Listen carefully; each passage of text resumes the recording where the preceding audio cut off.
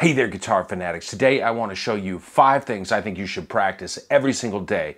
And if you do, I know that your lead guitar playing will progress faster than you probably think is possible. Why these 5 things, and how do I know that they'll help you make massive gains in your playing? Well, it's because I see student after student with the same problems. So many students just kind of dabble. They get on YouTube and they bounce from tip to tip.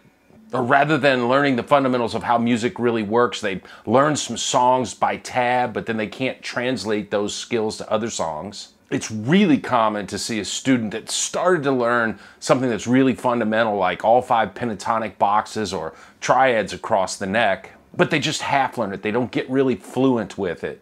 They get frustrated, they move on to the next tip, and the whole cycle starts over again. Lastly, students tend to practice things in isolation. They don't spend enough time trying to combine the different techniques they learn, so when they try it as solo, there's no natural flow to what comes out. Well, here's the good news. You don't have to know everything. Just knowing a few key skills really well will allow you to play 95% of the rock, blues, pop, and country tunes that you hear.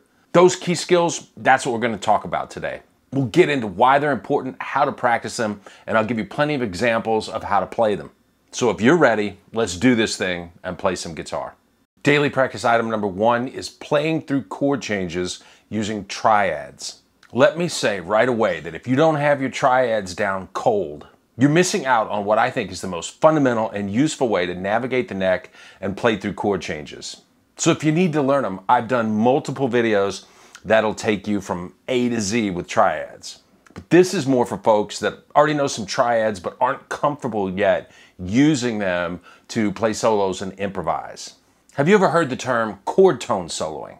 That's nothing more than making sure that you hit the notes that make up chords when you play your licks and lines. And guess what? Triads are made up of a root, a third, and a fifth, and those are the notes that you can use to outline chords and make your listeners really hear the changes.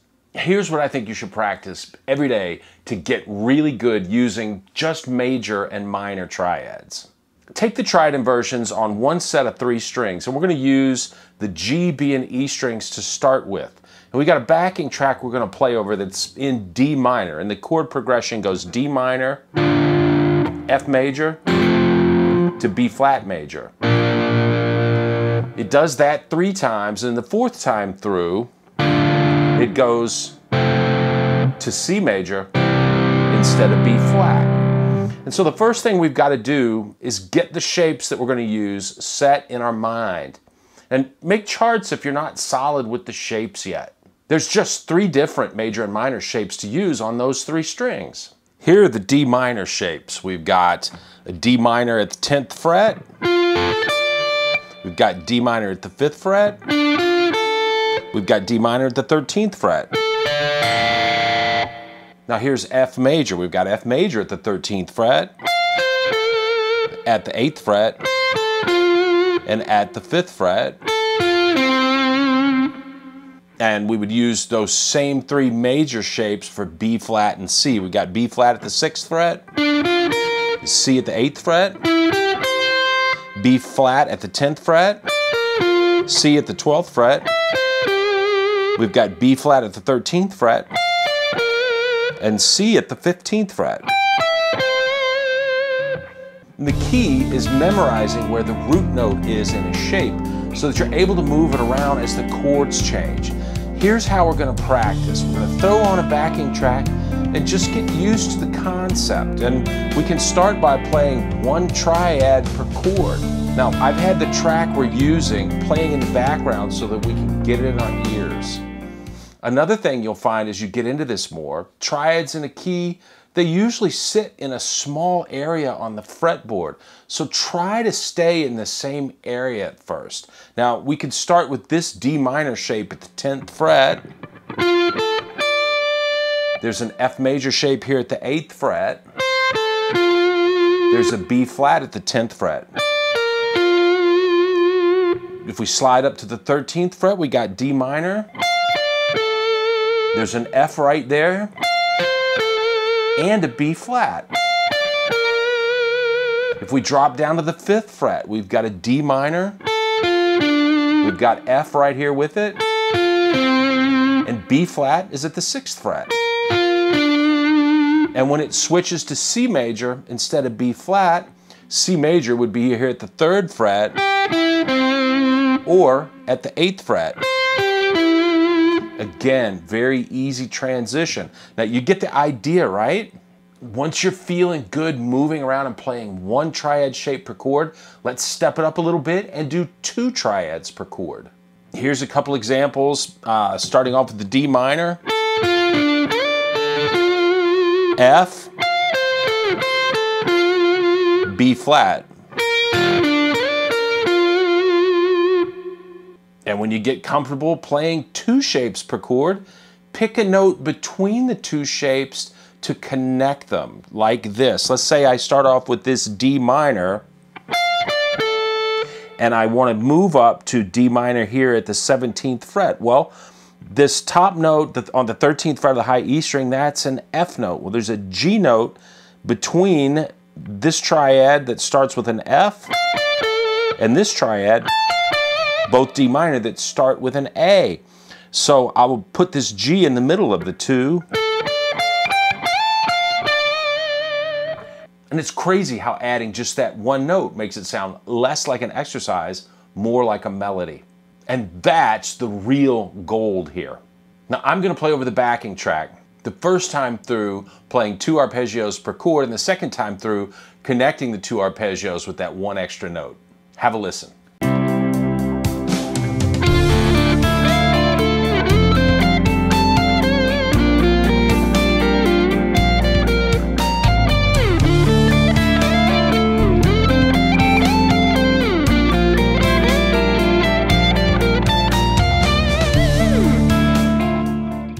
This brings us to daily practice idea number 2, and that's moving between pentatonic boxes. A big theme with all the ideas we talk about today is making connections between these ideas. I see so many students that are stuck in little boxes around the fretboard. And speaking of boxes, well, that makes me think of pentatonic scales. It's really easy to get stuck playing ideas that just sit within one pentatonic box because that's usually how we practice.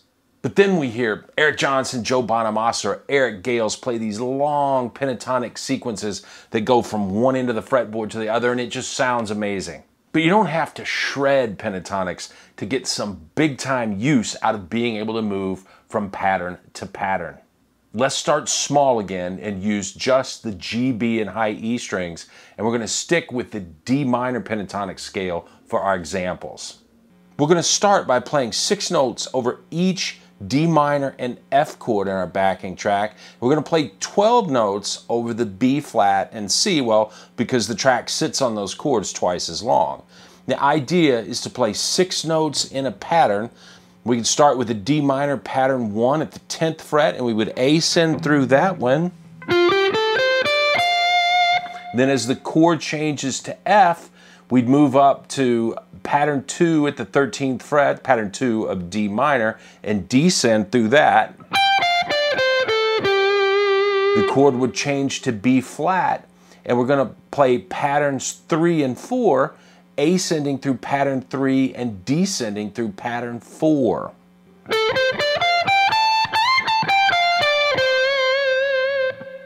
And of course, we could switch the order of ascending and descending, or we could play each pattern in the same direction, which sounds really cool.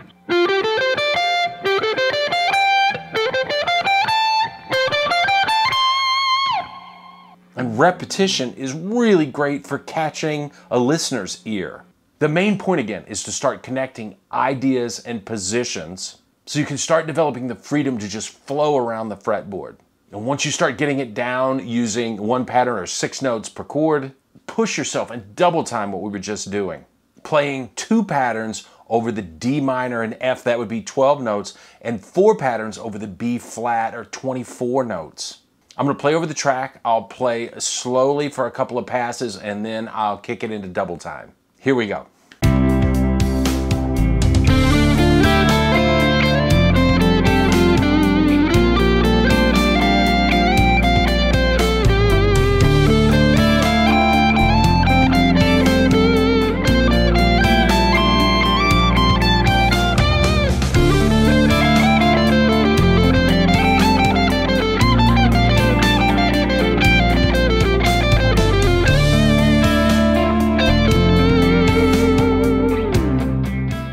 That last time through, I can really start to hear the origins of Eric Johnson's pentatonic playing there. I often use examples by famous players when I teach, and that brings us to daily practice item number 3, and that is to steal a lick and turn it into 5 of your own. I think it's really important to use licks and phrases by great players as templates. Not to be blatant copycats, but to use them as starting points for our own licks. Here's a very simple but very famous lick that makes up the intro melody and even part of the solo of Gary Moore's classic song, Still Got the Blues. Now this lick, it's made up of a triad. Over D minor, we have the 5th, which is A, at the 10th fret of the B string. We're gonna go to the root, which is D, at the 10th fret of the high E string.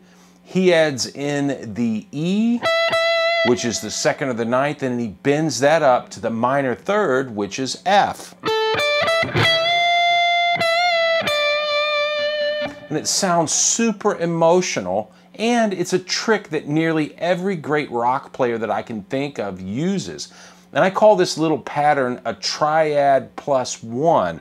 It's just a triad with 1 extra note in between one of the chord tones, and it's a great starting point for creating melodies on its own, but also as a starting point for longer phrases. The first thing we'd want to do when we're practicing is take a lick like this and move it through the chord changes. We've got D minor here at the 10th fret, F at the 13th fret. We could play B flat up at the 18th fret, or drop down to the G and B strings and play it at the 10th fret area. And we throw on a backing track and we get comfortable with just moving through the changes. But the real value in learning a lick is to take that lick and start embellishing it and turning it into several different licks you can call your own. What if we did a little pedal point thing for each chord?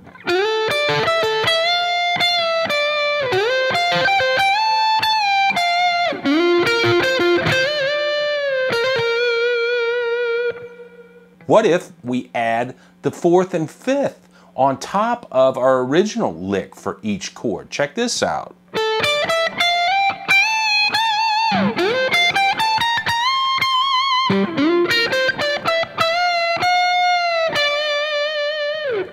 We can even have a little fun and add a right hand tap on the top of the lick for each chord.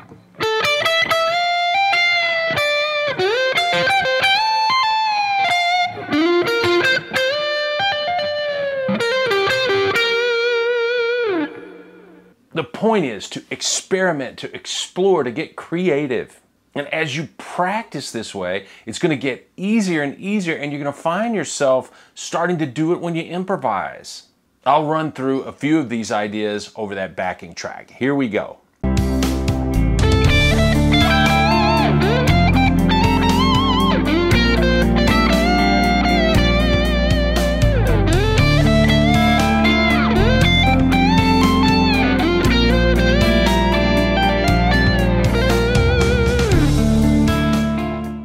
Daily practice item number 4 is playing pentatonic scales through the chord changes.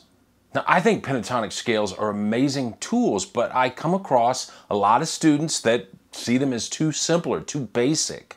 But frankly, that's because they never explored all the things that you can do with pentatonic scales.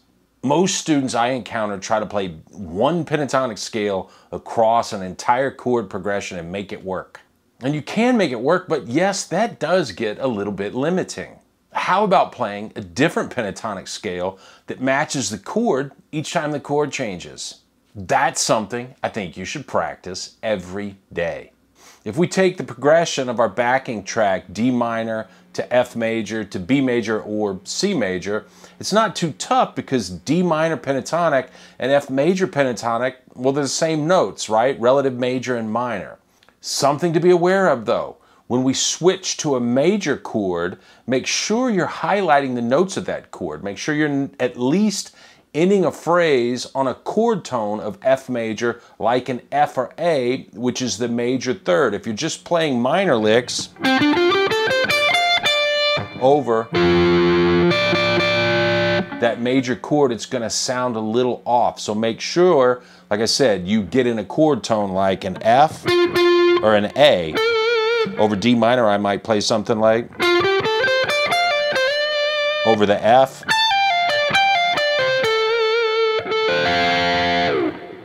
Then the B flat comes around and we can switch to B flat major pentatonic. Keep it simple at first. We got D minor patterns 1 and 2 at frets 10 and 13. F major at the 13th fret area. And then B flat major pattern 5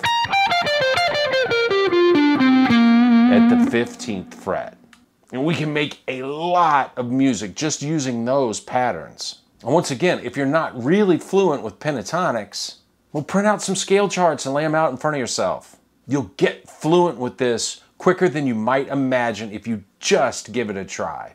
I'm gonna give this a go over our backing track.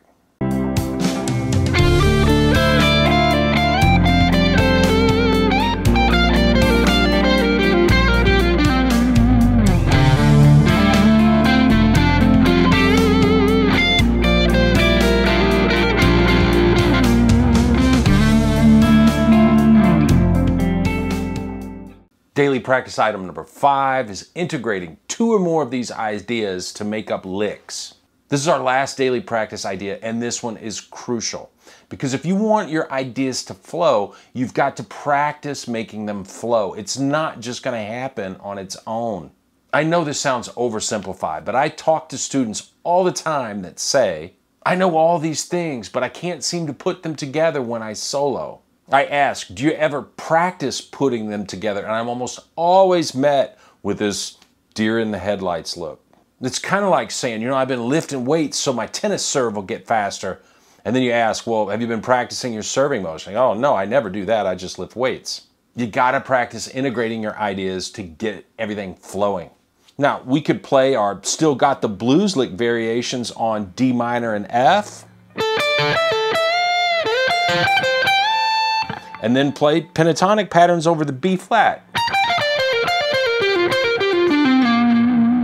We could do Still Got the Blues lick over D minor.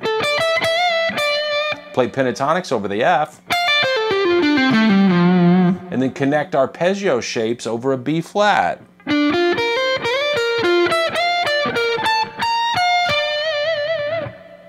You're really limited by 2 things. Your imagination is one, but frankly, your technique is the other. I had a student ask me the other day, well, shouldn't I just hear things in my head and then play them? And I'm like, yeah, that would be really nice, but one of my favorite sayings is, you can't play what you can't play. You have to practice this stuff and get used to moving from idea to idea to idea around the fretboard. Okay, I'm off my soapbox. Let me demonstrate what we just talked about over our backing track.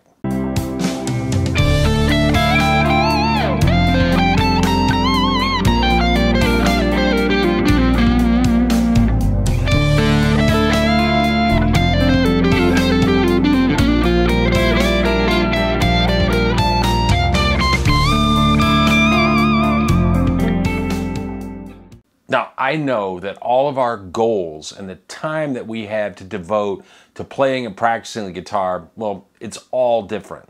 If you're a maniac like I was when I was learning guitar, you might practice all of these things in a day. And I'm not even talking about hours and hours, 10 to 15 minutes a day on each one of these areas. It's going to result in massive gains in your playing. If you're not as serious, pick one of these items a day or even one of these items a week to focus on. But you gotta stay with it. Don't half-ass it, and don't get caught up in the thinking that bouncing from tip to tip to tip is gonna get you the results that you really want. And if you're really interested in learning how to solo through chord changes, go and check out this video and learn all about how to solo on one of the most famous rock songs ever. I'll see you soon.